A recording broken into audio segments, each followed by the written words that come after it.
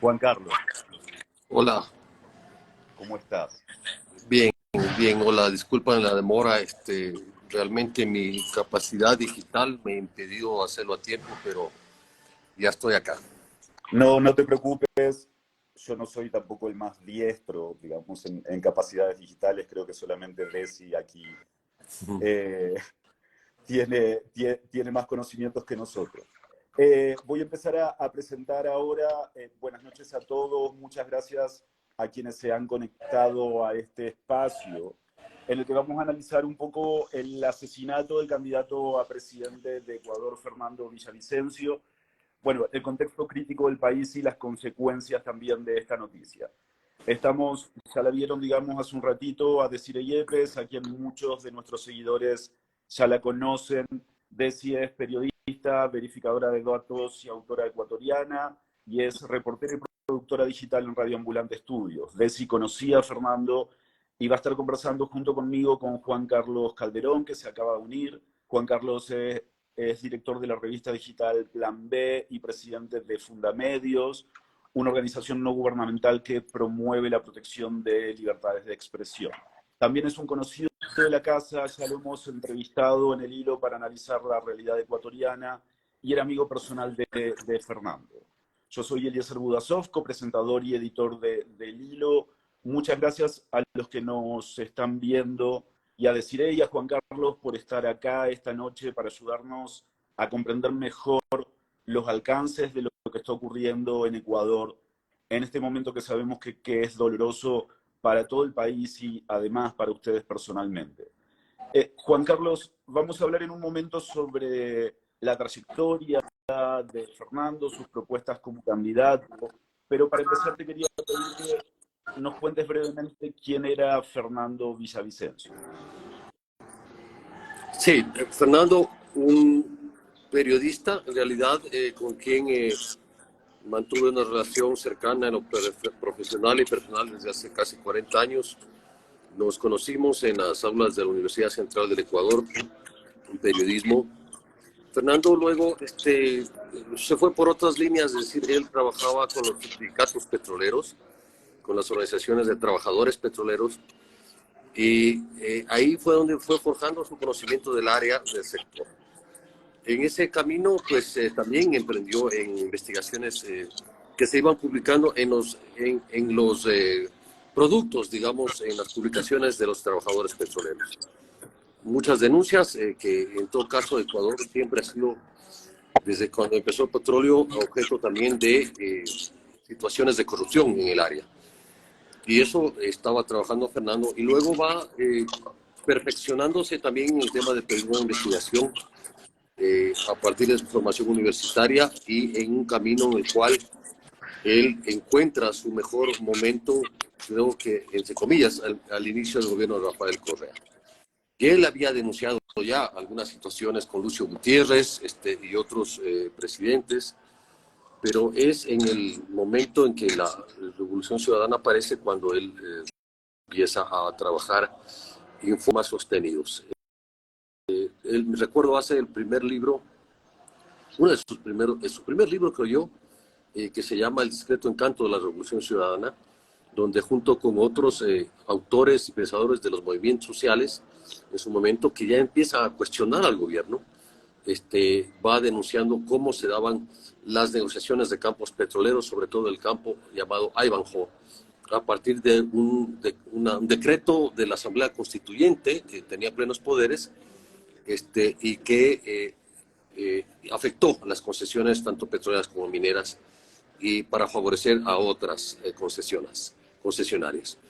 Y ahí luego empieza a trabajar. Yo en ese tiempo pues ya estaba en el diario Expreso, con él trabajamos algunas cosas en el diario, comunidad de investigación, pero luego yo paso a la revista Vanguardia, ¿no es cierto? Y ahí, cuando dirigí esa revista, pues hicimos algunas publicaciones de investigaciones sobre temas como la repotenciación de la refinería Esmeraldas, donde se gastaron $2.000 millones inútilmente, y eso generó, las denuncias aquí generaron procesos judiciales que terminaron en sentencias para el presidente Petroecuador, para el ministro de entonces de Energía de Energía, Januzeli, etcétera, etcétera, donde se mostró cómo los contratistas, a su vez, que eran empresas cuasi fantasmas, subcontrataban a otras empresas con el doble, triple, hasta 3 veces el precio de lo real. Entonces, y además una refinería que no funcionó. Seguimos publicando algunas cosas. En realidad habíamos hecho algunas investigaciones con Coca-Cola Sinclair, también la mega obra hidroeléctrica de la China, ¿no es cierto?, de la Sinohidro de China. También en ese momento recuerdo denunciando muchas fallas que después serían ratificadas por la Contraloría General del Estado, por la propia Fiscalía General, aceptadas por la empresa contratista. Hoy el Estado ecuatoriano es un proceso de negociación porque no ha recibido la obra después de tantos años. Estoy hablando del 2010, más o menos.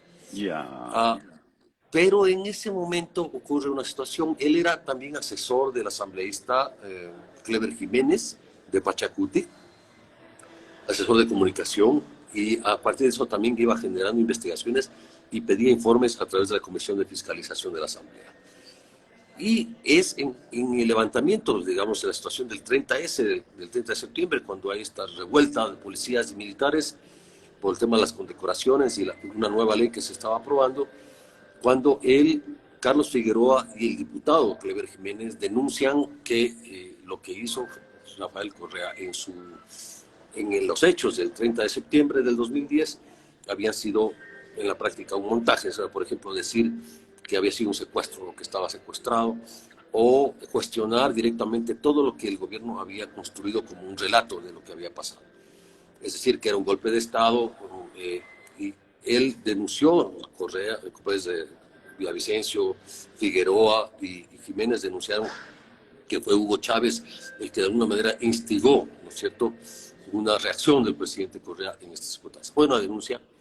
Esta denuncia fue declarada por el entonces fiscal sin sustento, y de vuelta el presidente Correa y el secretario jurídico de la presidencia, Alexis Mera, demandaron a los tres por difamación. Y como la justicia en ese momento estaba en las manos de ellos, ahí empieza una carrera de persecución que no duraría sino hasta 7 años después, con un montón de avatares, problemas, allanamientos a su vivienda, persecuciones, escondites en el pueblo Sarayaco, en la Amazonía, 2 exilios, etcétera, etcétera, en los cuales yo estuve acompañándole porque en ese momento yo era de Fundamedios también, y era nuestra tarea de alguna manera proteger, ¿no es cierto?, su integridad, sobre todo en Lima y en Estados Unidos. Claro. Juan Carlos, vamos a entrar después porque te queremos preguntar específicamente sobre sus denuncias, ¿no?, durante la época de Correa, pero lo que te quería preguntar son 2 cosas. Digamos, nosotros tenemos oyentes de muchas partes de América Latina y los ayudamos un poco también, y también nosotros buscamos comprender mejor lo que está sucediendo. Entonces, 2 cosas cortitas, un poco para terminar de relatar tu vínculo con Fernando. Te queríamos preguntar cómo era como persona, si nos puedes contar un poco, porque lo conocías personalmente. Y después, si nos puedes resumir brevemente, para quien no está al tanto, qué pasó ayer. Ya. Bueno, Fernando era una persona muy comprometida con lo político y con lo periodístico. Creo que en él, a veces yo también como amigo era crítico de eso, pero él conjugaba su militancia política, ¿no es cierto?, su actividad política con el periodismo. Yo en general decía, yo soy periodista puro, no me intento ir más allá de eso. Él consideraba que los periodistas debíamos ir más allá, comprometernos con las denuncias que hacíamos. Él incluso hacía la denuncia y entregaba a la fiscalía y presentaba él mismo estas denuncias, etcétera, etcétera, ¿no? Teníamos una discrepancia en eso, muy fraterna, por supuesto, pero, digamos, él siempre persistió en esto. Era una persona muy recia. Yo debo reconocerle, y siempre se lo dije, que era de las personas más valientes que había conocido en mi vida, porque de alguna manera enfrentarse constantemente a lo que siempre denunció, y creo que es verdad, la existencia de mafias, ¿no es cierto?, de proveedores del sector público, mafias petroleras, mafias del servicio de salud pública, mafias de la industria eléctrica, etcétera, etcétera, ¿no? Y luego después las mafias del narcotráfico y del crimen organizado y vinculadas también al narcolavado, etcétera, etcétera. Todo esto configuró en él una personalidad, que él era una persona muy entregada a esos compromisos, una persona también evidentemente muy familiar, amiguero, tenía relaciones con todo el mundo, muy amigo, todo el mundo lo quería, lo respetaba, otros evidentemente no, o sea, así como dice Silvio Rodríguez, buenas noches amigos y enemigos, es decir, tenemos siempre esa circunstancia en la vida, sobre todo cuando nos metemos a investigar al poder, o a los poderes en este caso. Y Fernando fue así, digamos, nosotros acompañamos con Cristian Zurita también y otros medios, trabajó en algunos medios, fundó otras portales, digamos, él fundaba portales, y si le iba mal en uno, fundaba otro, o sea, y así, o sea, iba fundando otro, fundó 3, 4 portales, trabajó con nosotros en Plan B, trabajó con nosotros en Vanguardia, y luego siempre tuvimos alguna forma de cooperación en investigaciones conjuntas, o también haciéndolo él por su lado, con Cristian Zurita, con Cristina Solórzano, con Marta Roldós, etc. Iba construyendo, con Marlon Puertas también, así todos otros periodistas con los cuales él cooperó en investigaciones conjuntas. Y luego sacábamos todos nuestros portales e impactábamos de la mejor manera. Ahí está, se había cortado por unos segundos el audio. ¿Nos puedes contar, digamos, qué fue lo que sucedió ayer y si eso había ocurrido en algún momento antes en Ecuador con un candidato presidencial? Bueno, no había ocurrido con un candidato presidencial. Es la primera vez que sucede. Creo que el asesinato político, hay 2 asesinatos políticos que yo recuerdo antes de él, que era un abogado de Guayaquil, Abdón Calderón Muñoz, que no era ya candidato, pero era un connotado político guayaquileño, contrario, que denunciaba los crímenes de la dictadura y las atrocidades de la dictadura militar de ese tiempo, fines de los 70. Luego el asesinato de Jaime Hurtado González, fue director del partido, dirigente del partido que se llama Movimiento Popular Democrático, los famosos chinos, digamos, de la izquierda en América Latina, del PCML, y que fue una cosa brutal, igual un asesinato político que se dio en el gobierno de de Yamil Maguad. Y luego este asesinato político a ese nivel, digamos, porque antes de Fernando ocurre otro asesinato político que es el alcalde de Manta, Agustín Intriago, y antes de eso hay otro asesinato político que es el candidato a diputado asambleísta por la provincia de Esmeraldas por un partido del candidato presidencial Otto Sonnenholzer. Me refiero a estos 3 casos últimos porque son como un aumento de nivel, digamos, en el sentido de las víctimas. Una víctima que es un candidato asambleísta, luego otra víctima que es el alcalde de la ciudad portuaria más importante de la costa ecuatoriana, después de Guayaquil, y ahora Fernando Villavicencio. ¿Cómo fue ayer el asesinato? Bueno, perdón, disculpa, estaba contando antecedentes. Él ya había sido amenazado y había sido también denunciado que era objeto de amenaza. Incluso hubo amenazas públicas de uno de los cabecillas de los choneros, por ejemplo, alias Fito, que es el que controla las cárceles del Ecuador, y él es el grupo delincuencial más potente y poderoso del país, y otros grupos también. Hay también las mafias hospitalarias, que también lo denunciaron, y lo amenazaron, perdón. En ese camino, el martes 8 de agosto, y yo estuve ahí, presenta una denuncia en la Fiscalía General del Estado, en la cual denuncia 21 contratos petroleros firmados durante el gobierno de Rafael Correa, en el cual se reestructuraron los costos de producción de los barriles, se desinflaron, según la denuncia, los costos de producción de los barriles para favorecer a las empresas y perjudicar al Estado ecuatoriano. Esta denuncia él había investigado cuando era presidente de la Comisión de Fiscalización, y como el Congreso fue disuelto, eso se quedó turbio. La presentó y luego él seguía con sus actividades. Ayer él hace su trabajo, estaba en un colegio del norte de la capital, que se llama el Colegio Anderson, que colinda con una avenida muy concurrida, una transversal de la ciudad, en el norte de Quito, y luego de este acto político, él sale, ¿no es cierto?, pero sale absolutamente desprotegido, a pesar de que la policía aseguró que tenía 3 anillos de seguridad, que había más de 20 efectivos armados, etcétera, etcétera. Sin embargo, él sale en la práctica desprotegido. Hay un video que se mira en el cual él incluso es como llevado e ingresado en una camioneta de la Policía Nacional, y en la ventana que da a la calle, digamos, a la avenida, fácilmente, a pesar de los anillos de seguridad que no existían por ese lado, del lado de la calle se acerca una moto y le disparan con toda facilidad 3 tiros en la cabeza. Pero además de eso hubo 9 heridos más en ese ataque, porque hubo ráfagas y hubo disparos contra los militantes. Hay personas, yo vi en la clínica personas que en la práctica perdieron un ojo, otras que fueron impactadas en la espalda, en el estómago, que fueron atendidos de emergencia, policías, e incluso se desactiva hace estallar afortunadamente una granada militar que iba a ser lanzada, que fue lanzada, pero que no estalló, que fue lanzada. Es decir, esto fue un ataque militar en toda regla, o paramilitar, y huyeron, pero uno de ellos queda herido, mal herido, y en lugar de ser llevado a una casa de salud, es llevado a la Fiscalía General, donde muere, lo cual también nos hace sospechar, conjeturar de cuál fue la acción, por qué se hizo esto, y por qué no estaba con el cerco policial, y por qué no estaba en el carro blindado que le fue asignado. Fernando tenía el 98% de riesgo calificado por la Fiscalía General, y eso implica un ataque inminente mortal.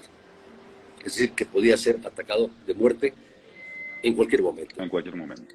Y la familia y todos quienes vimos lo que pasó, consideramos que no fue protegido.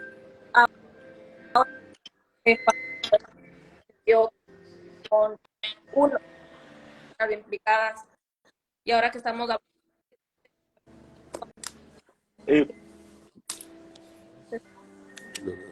sí, no se escucha tu pregunta, Desi. O sea, en un momento se escuchó bien, pero ahora no se estaba escuchando. Sí, ahora ¿ahí? Sí. Ok. Nada, te decía, Juanca, que a 24 horas del crimen se sabe que hay 6 personas detenidas y que incluso el presidente Lasso ha pedido apoyo del FBI. ¿Qué se sabe sobre estos 6 presuntos responsables y qué se viene ahora? ¿Qué se espera? Bueno, se sabe que su nacionalidad es colombiana. No se sabe cómo ingresaron al Ecuador, ni cuándo, ni ya permanecían acá. Se sabe presuntamente sus sitios de donde estaban ellos, en la zona de Conocoto. Por donde yo vivo, en realidad, fue encontrada su casa de seguridad y ahí encontraron armas, municiones. La policía dio una rueda de prensa recién informando sobre estos hallazgos, pero nada más, digamos, esto implica que no se va a avisar más a las personas, al público, por el tema de las investigaciones. Esperemos que haya un empeño en continuar las investigaciones, que no caiga en la impunidad, como acá hay otros crímenes, como el del general Jorge Gabela, que llevamos más de 10 años sin saber qué pasó, etcétera, etcétera. Entonces, o de otros crímenes, como el periodista Fausto Valdivieso, que tampoco sabemos qué pasó, por asesinato supuestamente por delito común, pero que precisamente coincide cuando haces denuncias, te asesina y después aparece alguien, delito común, y te han asaltado, entre comillas. Acá, bueno, con Fernando Villavicencio fue distinto, fue evidentemente una cosa muy, entre comillas, profesional. Pero eso nada más se sabe, y lo que tenemos aquí es un momento de luto, de muchísima perplejidad en el país, de mucha ira y además de furia, no solo de sus seguidores, de mucha gente que, digamos, obviamente, incluso Fernando Villavicencio tenía gente que no lo quería, ¿no? Que no quería, que le caía mal, que creía que era soberbio, etcétera, lo que digas, o sea, cualquier cosa o defectos que todos tenemos o podemos tener, pero que le reconocían su valor, le reconocían su valentía para denunciar, de los pocos políticos, además, en este momento, estos tiempos, que denunciaban lo que tenían que denunciar, frontalmente, sin temor. Es más, cuando matan al alcalde de Manta, algunos candidatos deciden, voy a suspender la campaña por seguridad. Y él decide que no. Él dice, hoy más que nunca hay que hacer la campaña y denunciar a estas mafias. Hoy más que nunca hay que dejar el miedo y enfrentarse.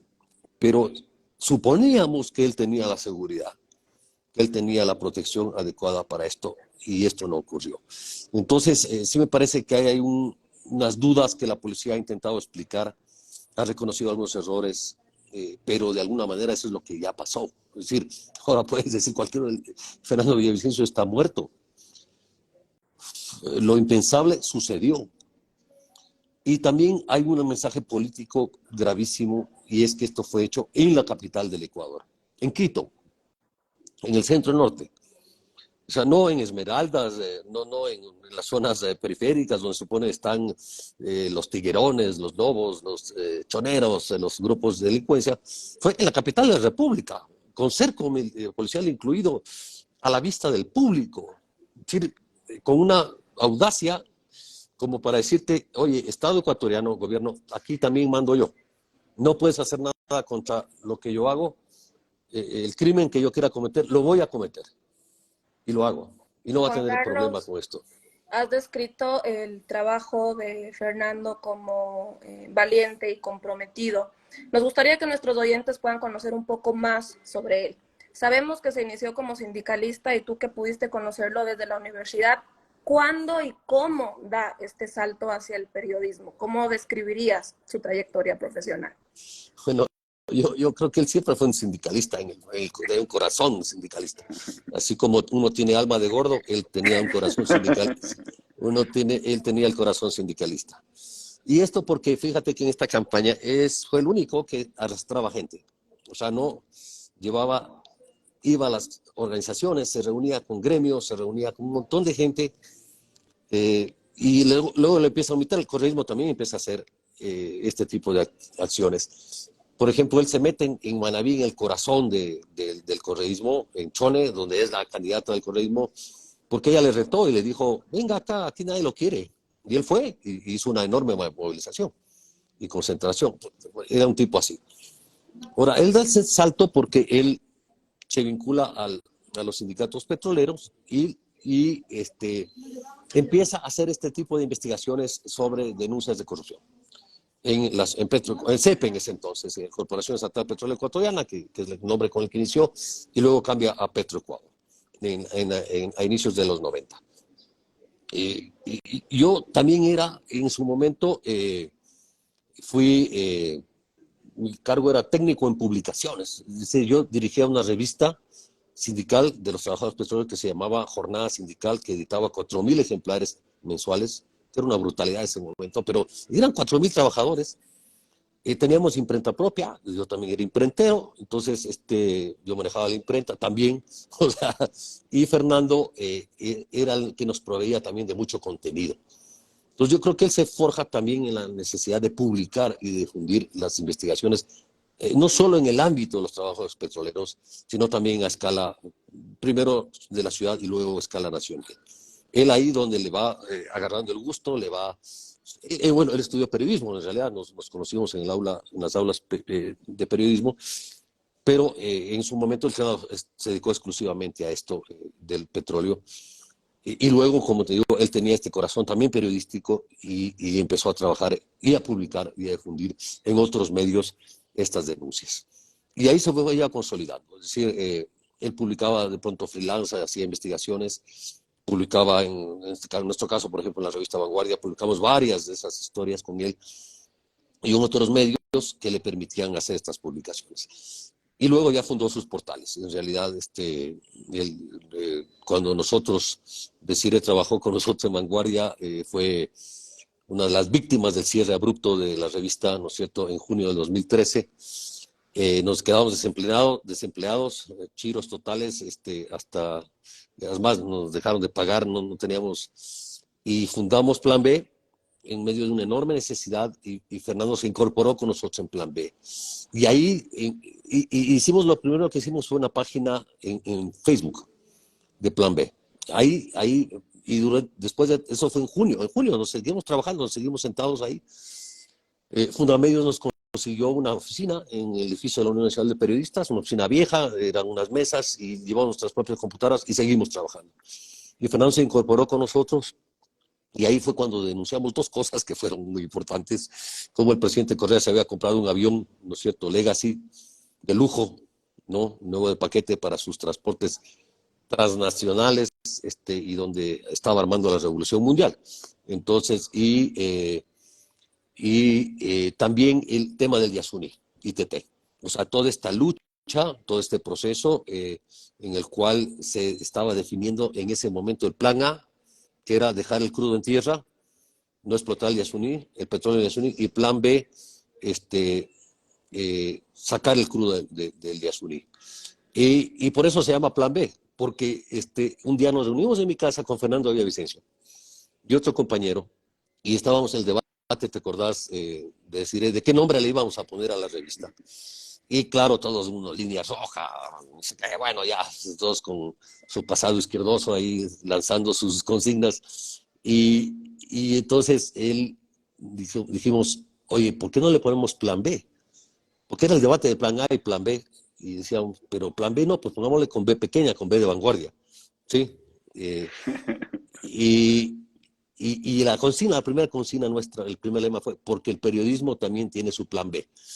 Y era porque nos habían cerrado la vanguardia, evidentemente, entonces era nuestro plan B, ¿sí? Claro. Con B chica. Y digamos, Fernando fue uno de el que le puso el nombre a plan B. Yo me acuerdo mucho, en mi casa nos sentamos con un whisky a pensar esto, con whisky uno piensa mejor. Yeah. Carlos, Sí. Perdón, justo hablando de la carrera periodística de Fernando, digamos, tú lo mencionabas al principio, yo creo que hay muchos oyentes que no son ecuatorianos, que no entienden un poco por qué inmediatamente, digamos, se ha empezado a mencionar el correísmo, digamos, ¿no? Más allá de las versiones vinculadas, digamos, con las amenazas que ya tenía explícitamente. Entonces, ¿nos puedes contar qué destapó? Bueno, recién estabas hablando, digamos, desde la compra del avión, ¿no? Pero ¿qué destapó sobre Rafael Correa y qué consecuencias le trajo? Bueno, podría ir mencionando la repotenciación de la refinería Esmeraldas, que fue un atraco de 2.000 millones. La no construcción de la refinería del Pacífico, que conjunto con Hugo Chávez y PDVSA aplanaron una enorme cantidad de hectáreas y nos costó ese aplanamiento $1.500 millones y hasta ahora no hay la refinería del Pacífico. El caso de Coca-Cola Sinclair, ¿no? Como te decía, la gran hidroeléctrica china y todos, además, las construcciones que hizo Odebrecht, ¿sí? Él también fue muy artífice, junto con otros compañeros, de las denuncias en los casos de Odebrecht en el Ecuador. Destapó el caso Sobornos, que fue por lo cual el expresidente Correa, su vicepresidente Jorge Glass, parte de su gabinete y otros empresarios fueron sentenciados a 8 años de prisión, ¿no es cierto? Y además con sentencia ejecutoriada, y que es lo que impide a Rafael Correa venir a participar en política. El caso INA Papers, llamado INA Papers, que denunció a Lenín Moreno, ¿no es cierto? Y los presuntos, lo digo presuntos porque todavía está en proceso judicial, sobornos recibidos por parte de su familia y amigos de la Sinohidro, de la empresa que hizo Coca-Cola Sinclair, etcétera, etcétera. O sea, muchas denuncias muy fuertes que afectaron intereses muy poderosos y que de hecho evidentemente le pusieron en la mira. Claro. ¿Y cuándo fue que empezó a recibir amenazas? ¿De qué tipo y de parte de quiénes? ¿No? Bueno, sabes que yo de lo que me acuerdo con él siempre daba susto andar con él, en realidad. Porque, o sea, él realmente no le importaba, era lo suficientemente comprometido con lo que él hacía que no le importaban las amenazas. Él contestaba además, es decir, él replicaba y estaba en enfrentamientos. Él planteaba una denuncia y se daba una gira de medios para hacer la denuncia y presentaba a la fiscalía, y etcétera, como les había dicho. Pero él no tuvo de alguna manera empacho en enfrentar estas situaciones. Estas amenazas fueron siempre. Ahora, lo más reciente sí fue como más grave y específico y tenía que ver con los grupos narcodelictivos de los cuales él denunció. Él denunció un momento clave, que se llama la famosa foto de los tetones de la piscina en Miami. Me refiero a un grupo de lobistas en el sector eléctrico y de medicinas, vinculados presuntamente a casos de corrupción, que fueron fotografiados en una piscina de uno de estos personajes ecuatoriano que tiene una mansión en Miami, en esta piscina. Y uno de estos fotografiados en la piscina era asambleísta de la Revolución Ciudadana, del correísmo. Pero además él provenía de un grupo, de una pandilla, digamos, tipo Mara, que se llamaba Latin King. Con los cuales el gobierno del presidente Correa, al inicio de su gestión, inició un proceso de pacificación y de incorporación de estos grupos al sector público, a otro tipo de servicios, digamos, en un proceso en el cual decía, bueno, pactemos con ellos, pero ellos se comprometen a dejar de delinquir y se les da la oportunidad en sectores. Bueno, en realidad no se sabe los efectos que tuvo eso. Finalmente este grupo se derivó en otros grupos muy fuertes, pero ya delinquiendo y todo, el microtráfico y todo eso. Pero uno de ellos era un asambleísta. Y además, uno de los que estaba pactando, digamos, acuerdos políticos con el presidente Lasso. Y esto fue denunciado por Fernando Villavicencio, denunciando además la vinculación de muchos actores políticos vinculados a alcaldías, a concejalías, con dineros del narcotráfico y de la minería ilegal. Es decir, que habían sido financiados o que directamente eran parte de esas estructuras. Eso también le gració una enorme cantidad de amenazas. Y luego tuvo una amenaza directa del jefe, el cabecilla de los choneros. Le dijo, si sigues hablando de nosotros, te vamos a matar. Punto. Y bueno, en realidad esto fue tomado en serio, porque tipos que habían generado asesinatos en las cárceles y otro tipo de cosas, y se generó que él estaba con el 98% de riesgo de seguridad. Y eso fue, o sea, en realidad él había sido amenazado varias veces. Y él lo denunció en varios programas, lo denunció con Carlos Vera, lo denunció con Lenny Artieda, lo denunció con otros medios donde él aparecía y él iba diciendo esto. Y se cumplió. Es decir, lo increíble es que esta es una muerte anunciada.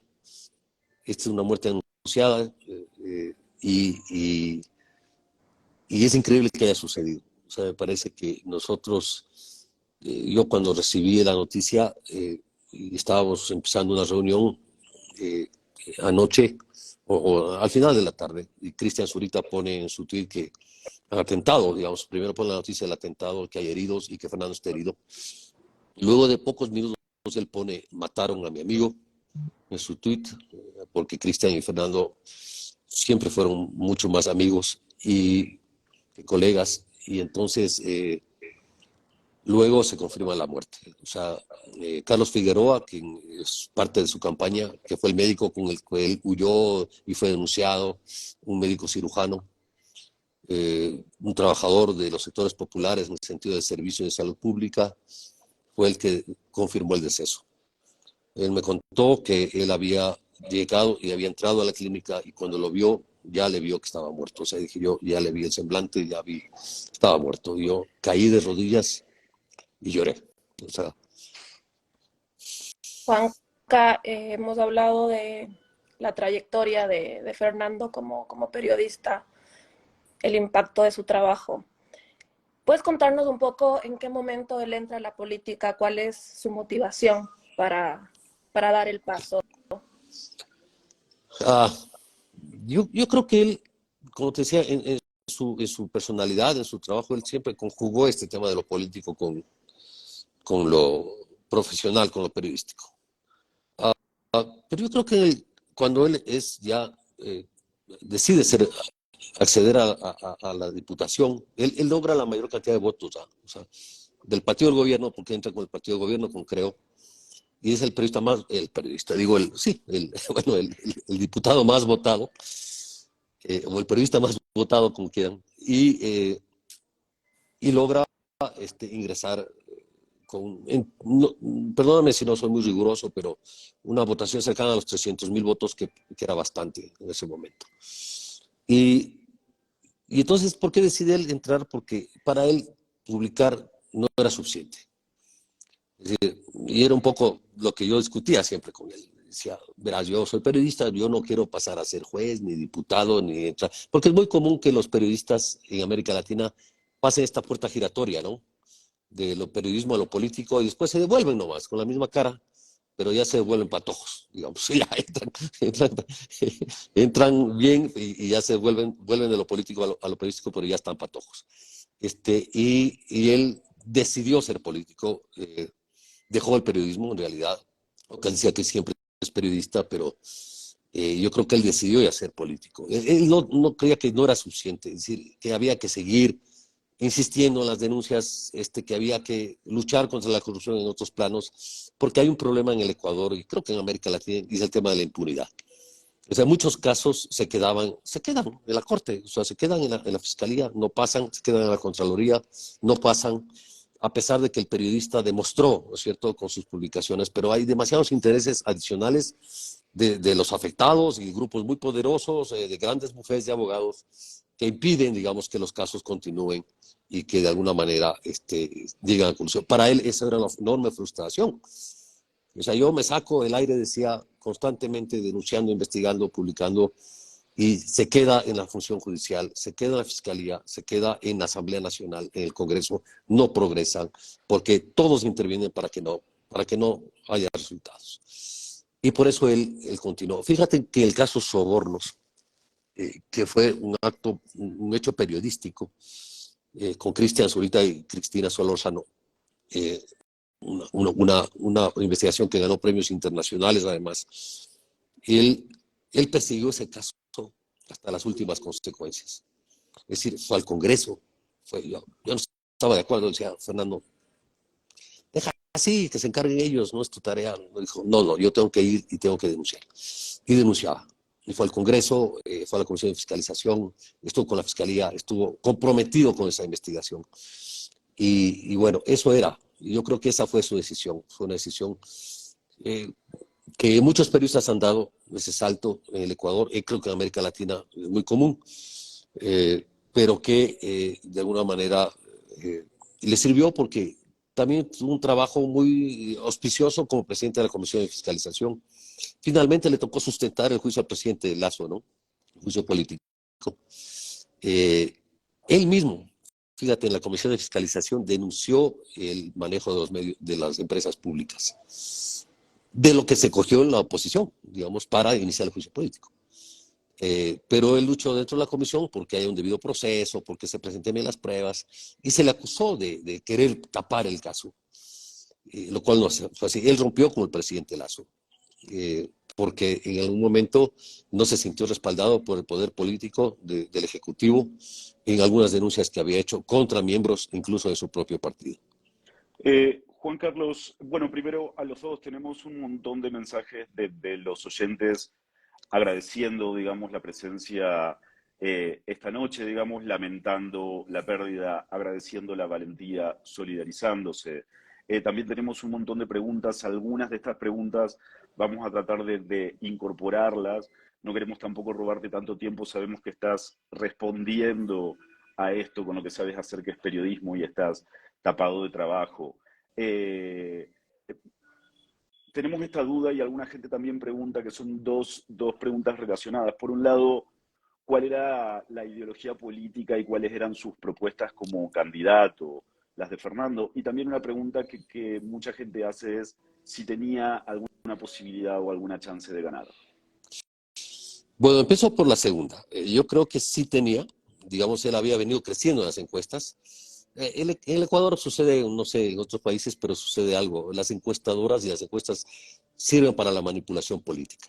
Entonces, había encuestas de todo tipo, todas coincidían en el correísmo, y coinciden, no sé ahora, pero coincidían hasta antes del asesinato, de que el correísmo tenía entre el 25 y el 30%, ¿no es cierto? Incluso decían que podía ganar la primera vuelta. Pero atrás venía un pelotón bastante a bastante distancia, y te hablo de 12, 13% de intención de voto de 4 candidatos, en realidad, bueno, 3, Otto Solnes-Holner, Yacu Pérez y Fernando Villavicencio. Pero Fernando venía de atrás para adelante. Él, como yo digo, siempre tuvo esta alma de sindicalista, esta vaina de meterse, ¿no es cierto?, no tenía que meterse de organizar y participar en asambleas, a pesar de que era una campaña sin recursos casi, y un poco alborotada porque como esto fue tan impensado, lo de la muerte cruzada y lo de la anticipo de elecciones, muchos no tenían partido, ¿sí? Y les prestaban los partidos porque en el Ecuador a veces se alquilan los partidos para los candidatos a la presidencia o alcaldía o lo que sea. Y entonces él le auspició un partido que se llama Construye, que no tenía estructura y no tiene estructura, simplemente el membrete, o tendrá algunos militantes, pero que no es significativo, digamos, con la fuerza que podría tener el correísmo en estructura o el social cristianismo, en historia, en etcétera, etcétera. Era un partido menor, digamos, nuevo, además. Entonces, él de todas maneras fue construyendo muchas adhesiones, gente que en él vio una esperanza de por fin luchar contra la corrupción y vencer, porque él había mostrado esto, había mostrado ese valor, había mostrado esa dedicación, esta perseverancia, y la gente creía que él podía cambiar las cosas en algo. Yo creo que nadie es tan inconsciente en el Ecuador como para negar la corrupción. El problema es que se ha naturalizado, o se considera normal. Entonces hay una frase que se repite mucho que dice: roba pero hace obra, ¿no? Y este gobierno también se decía: roba y ni siquiera hace obra. Bueno, algunas cosas de esas. Y Fernando fue muy cuestionador de eso. Y perdóname, la pregunta anterior, entonces yo creo que sí tenía chances, por lo menos de pasar una segunda vuelta. Y era la pregunta anterior que nos hacían, ¿cuál era? Era sobre su ideología, sus Ah, propuestas como ah, candidato. bueno, Carlos Marx dice una frase en la ideología alemana de que los hombres tienen una falsa representación de lo que hacen, de lo que son y de lo que creen que son. Y yo creo que si yo te podría decir, él fue un anarcosindicalista, ¿no? En su inicio, eh, este concepto es maravilloso a mí, es un concepto del inicio del siglo XX. Él era trotskista, él inició el movimiento trotskista en la universidad, e incluso desde el colegio. Él llegó muy pobre, una familia muy pobre, llegó de Alausí, que es un cantón en la sierra centro del país, de mayoría indígena, y llegó al sur de Quito, y él se constituye, se forja mucho con las personas de la clase popular, digamos, en el sur de Quito. Y él va construyendo su visión, ¿no es cierto?, del cambio social, de la revolución permanente, lo que es el trotskismo, etcétera. Del anti-stalinismo, además, es importante porque él fue siempre un defensor de la libertad. Y de la democracia después. Y yo creo que después se convierte en un demócrata, en un republicano. Hay ese cambio que no quiere decir, porque a veces tenemos esta noción de ir, pasó de la izquierda a la derecha. Entonces sus enemigos le acusaron de agente de la CIA, de agente del Mossad, de agente de todas las agencias del mundo. Yo en el fondo sí creo que él hasta hoy decidió ser un demócrata y se constituyó en defensa de lo que es de una democracia no de papel, sino de una democracia que luchaba contra la corrupción. Él, como muchos de nosotros, consideramos que la corrupción es el peor de los males para el Ecuador. Es el efecto más dañino, nocivo y perverso para nuestras sociedades.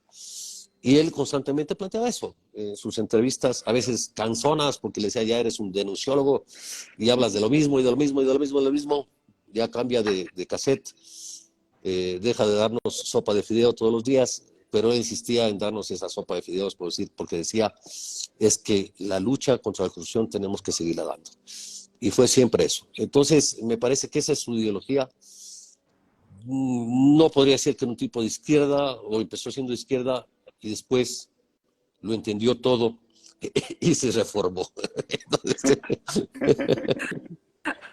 Juanca, el crimen contra Fernando se produce justamente en 2023, el año más violento en la política ecuatoriana. A estas se suman otras 6 muertes de funcionarios o de candidatos que también han sido asesinados en el país. ¿Cómo entender esta situación en un lugar, en un Ecuador que hasta hace poco era descrito como una isla de paz? ¿En qué contexto se produce esta muerte? Sí, bueno, este apodo del Ecuador de Isla de Paz surge porque precisamente fue entre Colombia y Perú, ¿no es cierto? Ecuador tenía relativa paz frente a los dos países, más sobre todo de Colombia. Uh, pero yo creo que esto se construye a inicios de la década del 2000. O sea, de los primeros años del nuevo milenio, hay ya una penetración muy fuerte de los carteles, primero colombianos, luego mexicanos, y esto se da porque los cultivos de coca pasan, después de las fumigaciones, ¿no es cierto?, y del Plan Colombia, pasan hacia Nariño, ¿no es cierto?, que es en la frontera con Esmeraldas, con Ecuador, en la frontera del Pacífico. Y ahí se consolida también una fuerte zona de producción cocalera. Y entonces yo creo que todo lo que pasa en Colombia nos impacta directamente a nosotros. Se van tomando todas estas situaciones. Y yo sí creo que en la década entre el 2009 y 2017 se da una suerte de paz mafiosa. Es decir, no había tanto crimen en las calles, pero en esta década surgen los grandes capos del narcotráfico. Alias Gerald, el Pablo Escobar ecuatoriano, el Gato Farfán, Leandro Norero, entre otros. Y se consolidan ahí en silencio, o con la venia, o la ceguera, o el descuido de las autoridades. La historia juzgará esto. Pero sí hay una suerte de medidas que, por ejemplo, el Ecuador deja de tener radares, ¿no es cierto? Entonces empiezan el ingreso y salida de narcoavionetas. El Ecuador deja sale la base de la Fuerza Aérea de Manta de los Estados Unidos, muy polémica, pero sale finalmente desechada por el gobierno de Correa, pero no se reemplaza, digamos, esa vigilancia, ¿no? O sea, si a los gringos no tienen por qué meterse en la soberanía, etcétera, correcto, pero ¿con qué los reemplazas? Y no hubo forma de reemplazar. Entonces, las lanchas rápidas llevando droga, de media tonelada de droga, cada vez casi como 6 lanchas a la semana, se convierten en lo común hacia México, Estados Unidos. Llegaron a poner incluso gasolineras en medio del mar, es decir, que habían estaciones en las cuales barcos supuestamente pesqueros estaban ahí pasivamente simulando faenas de pesca, pero tenían mucho combustible y tenían también sitios para dormir y para abastecerse de comida a las lanchas que llevaban la droga hacia el sur de México y el norte de Guatemala, etcétera, etcétera. Sí, esto se va dando en un proceso. Ahora, ¿cuándo se rompe esto? Se rompe, a mi criterio, en noviembre, diciembre de 2017, y estalla en enero, exactamente en enero del 2018, cuando se colocan bombas, una bomba de alto y explosiona y destroza el cuartel policial en el cantón San Lorenzo, en Esmeraldas. De ahí empieza un ataque feroz, ¿no es cierto?, a la integridad del país. Ahí es, después, en marzo de ese mismo año 2018, son secuestrados y ejecutados 3 compañeros del diario El Comercio. Un caso que fue muy famoso y que de alguna manera impactó en el periodismo, que fue nuestro bautizo de fuego. Pero lo que se revela ahí en estos hechos es que había un pacto, en realidad, de agentes del Estado con alias Washo y otros grupos disidentes de la guerrilla de Colombia, que lo que hacían era traficar droga. Entonces, esto se rompe, y luego hay el asesinato de 4 infantes de marina, de otras 2 personas, la voladura de Torres, y creo que ahí empieza también a consolidarse el control de las cárceles por parte de los grupos operativos, digamos, del narcotráfico. Las sucursales, digamos, que estaban en el Ecuador. El cartel de Sinaloa influye muchísimo, entra, ¿no es cierto? Compraba la droga directamente entrando por Ecuador, compraba la droga, entraban avionetas con mucho dinero en efectivo para esos efectos, etcétera, y se va consolidando este proceso. Valga la propaganda. Estoy por sacar una novela donde cuento toda esta historia, pero de alguna manera es ahí, creo yo, donde empieza esto. Pero creo que es en el gobierno de Lazo donde se van dando ya el deterioro absoluto en el tema de violencia. El descuido, creo yo, la incapacidad policíaca y militar para enfrentar esto, la falta de decisión política, hace que la violencia vaya colonizando, digamos, ciertas áreas del país, una suerte de gobernanza criminal. Hay penetración también en la fuerza pública, en algunos agentes, incluso oficiales, etcétera. No olvidemos que de lo que se conoció fue capturada 1 tonelada de cocaína en un camión dentro de la base aérea militar de Manta, de lo que se sabe, ¿sí? Cosas así.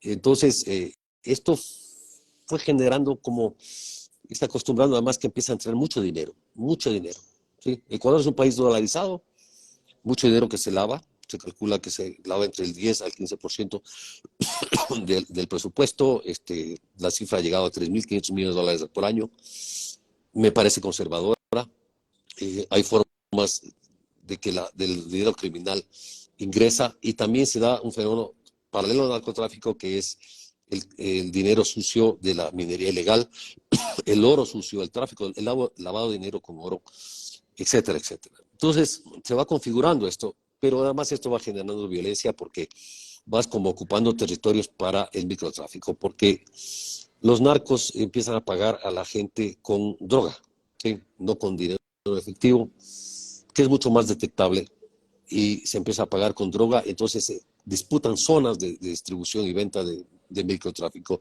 Esto genera una incorporación de la población a este negocio, ¿sí? Juan Carlos, llevamos casi 1 hora, no queremos robarte más tiempo. Ya te he visto que le has tenido que decir a alguien que te espere un segundito. Mi esposa está aquí haciendo mi ojo. Entonces, mira, tenemos un montón de preguntas del público, algunas ya las has respondido. Yo quería cerrar haciéndote una pregunta que se repite mucho, digamos, y que nos parece muy importante. Este es un tema que nosotros vamos a seguir trabajando en el hilo, pero ¿qué efecto puede tener su asesinato en las elecciones? Bueno, yo sí creo que todavía esto tendrá que ser medido.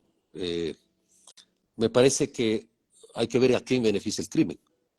Yo creo que el crimen podría beneficiar a quienes han proclamado la mano dura contra el crimen organizado, estilo Bukele. Hay candidatos que plantean eso y plantean directamente. Incluso hay un tipo que se cree Rambo y que anda con fusil haciendo propaganda. Y un multimillonario. Y otros que han planteado eso. Me parece que esa es la intención, por lo menos, de quienes lo asesinaron. Que haya este efecto, digamos, de decir que la gente diga, hey, vamos a votar por un tipo de mano dura. Pero eso no se sabe. Yo creo que el ánimo de la gente, el humor del lector puede cambiar de un momento a otro. Yo creo que ha afectado e impactado directamente contra el correísmo, por lo menos en el área digital, en la conversación digital, pasó de 19 negativos a 39 negativos en 3 días. Es un salto muy fuerte Claro. y por primera vez en toda la campaña cayó de positivos, ¿sí? Los negativos para los positivos, algo que no había pasado. Ese fue el impacto en este sentido. Pero hay otros candidatos que han reaccionado de forma rápida. Es decir, nosotros hicimos un editorial hace una semana pidiendo un pacto no mafioso. Esto implicaba decir, miren, los que no están comprometidos de alguna manera o están dispuestos a no pactar con las mafias, porque hay voces que dicen, pactemos, o sea, no, para hallar la paz, pactemos, que es algo que se repitió en El Salvador, en algunas partes de América Latina. Otra gente dice no, porque es poner al Estado de rodillas y a la sociedad de rodillas. Entonces nosotros habíamos planteado que efectivamente lo que se viene es un gobierno muy corto, que es un gobierno que completará lo que le faltaba a Guillermo Lazo, que es el lío que nos metió la Constitución del 2008 y que nos metió este bloqueo político que se da en nuestros países, bloqueo canibalesco, pero que de alguna manera reflejó esto, es decir, vas a tener un Congreso de año y 8 meses, vas a tener un gobierno de año, 8 meses y sin plata, porque el presupuesto está agotado y entonces no van a poder solos. Nadie va a poder gobernar solo ni resolver grandes problemas solo. Entonces planteábamos que haya un gobierno de coalición entre los que hoy están disputando y podrían ponerse de acuerdo en 3, 4 puntos, entre ellos la seguridad, el fenómeno del niño, el desempleo y la desnutrición infantil, por decirte 4 temas graves para el país. Pero esto no ocurrió y a partir del asesinato de Fernando, de la muerte de Fernando, sí ha habido voces como de Otto Sonnenholder o Yacu Pérez pidiendo esto, que ha tenido poca acogida. En realidad, yo creo que nadie está dispuesto a sacrificar su metro cuadrado y va a hacer cálculos y conveniencias de cómo me beneficia esto o cómo me perjudica esto. Lo cual es triste, es grave, porque las lecciones para el Ecuador son mucho más que el impacto en el electoral. El impacto en la sociedad ecuatoriana es absoluta desazón, desprotección, desesperanza, porque para muchos Fernando Villavicencio era como el campeón de la anticorrupción, la más visible de la anticorrupción en el Ecuador. Cuestionado por los sectores, apoyado por otros, digamos, esto genera esta polaridad naturalmente. Pero haberle asesinado y haberle eliminado de la contienda electoral de esa manera, creo que la gente dice, ya no nos queda nadie. Es muy probable que la gente vote nulo, es muy probable que la gente vote por Fernando Villavicencio y les gane como el Cid Campeador después de muerto. Es muy probable que quien reemplazará a Fernando Villavicencio, si es que es reemplazado en la papeleta, que eso le permite la ley, gane las elecciones. O algún candidato recoja esta desesperanza del país. Juan Carlos, muchísimas gracias por estar con nosotros esta noche en esta situación. Deciré muchísimas gracias. Hay gente muy conmovida, digamos, por la presencia y por el relato. Vamos a cerrar finalmente. Nosotros hacemos esto porque cuando pasa una noticia muy urgente queremos responder a la necesidad de contexto, a la necesidad de comprensión. A mí me reconforta un poco que parte de este live también se haya convertido en un homenaje a Fernando Villavicencio y que hayamos podido hablar, digamos, con 2 personas que han trabajado con él y que lo conocían. Vamos a seguir atentos a la situación de Ecuador. Este video va a quedar disponible y lo vamos a poner después en otras plataformas para que todos nuestros oyentes puedan escucharlo después.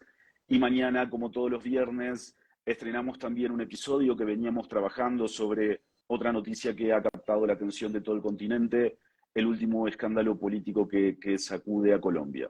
Muchas gracias a todos por acompañarnos. Sigan el trabajo de Plan B, que van a estar cubriendo lo que está sucediendo. Nos vemos mañana y después la semana que viene. Muchísimas gracias. Muchas gracias.